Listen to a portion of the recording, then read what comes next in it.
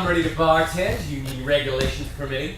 Marcus? A little sparkling water. Don't be a fossil, Charlie. You'll enjoy the afternoon and we'll appreciate your company. I wish I could, Marcus, but among other things, I have to sweat out a skinful. What did Patty Benedict have to say? She's a bitch of a dish. Marion happened to drop in a moment and bit her right on the rump. I myself, if I had the nose of a dog, how many people I'd bite in the dark.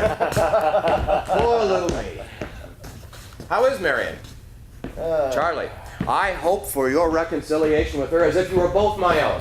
In ourselves, we are nobody, unimportant. But if we can express the divine will, and a happy marriage is surely such an expression, we are really living beyond our own selfish aims. Very sweet of you, Marcus. Since we're here in friendly conclave, what about the contract? I'll have to send it to the barbershop. It's growing whiskers.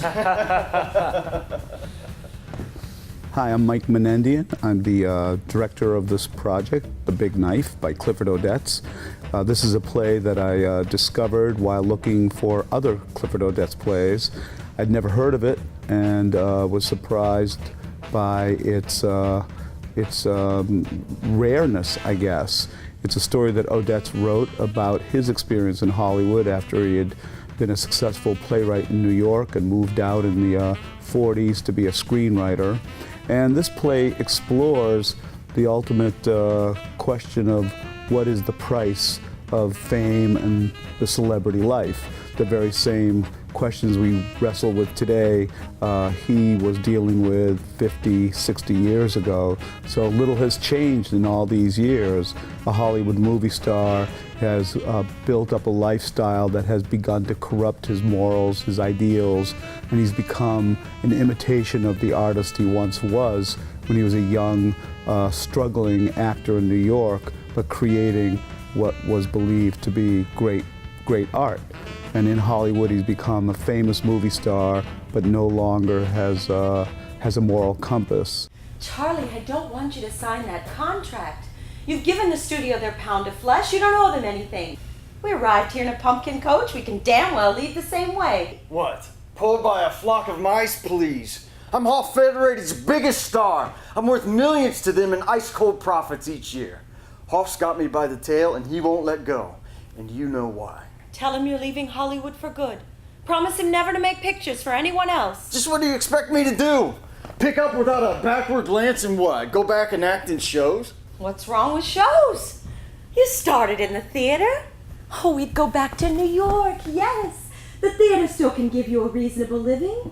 And away from this atmosphere of flattery and deceit, we might make our marriage work. The theater's a stunted bleeding stump. Even stars have to wait years for one decent play. But here, of course, they plan your future, don't they? They buy books out here. Idiot's tales. Dividend to dividend. They don't waste your talents for a minute. In your last 10 pictures, you were electrocuted 4 times. Hello, my name is Jason Heisman, and I'm playing Charlie Castle. Hi, I'm Liz Fletcher, and I'm playing Marion Castle. We're a husband and wife. Our marriage is having some trouble since we are living in Hollywood for 12 years now. He is a wonderful box office movie star, and I am very much in love with him as he is with me. And yet Hollywood has kind of taken over in a way. Yeah, my life is kind of slowly unraveled, and the excess of Hollywood has gotten a hold of me. My name's Jen Short. I'm playing Connie Bliss. Connie's married to Buddy, Charlie's publicist. She's a terrible wife. She has no concern for Buddy and his feelings. She sleeps around, and she comes into the scene and sees Charlie, who is the one that she's never been able to catch. So the scene between them is really a power struggle using lust and sex as the vehicle to fight. Hi, I'm Chuck Spencer, and I play the character of Marcus Hoff in the play The Big Knife. Marcus is the character who is in direct conflict with Charlie Castle.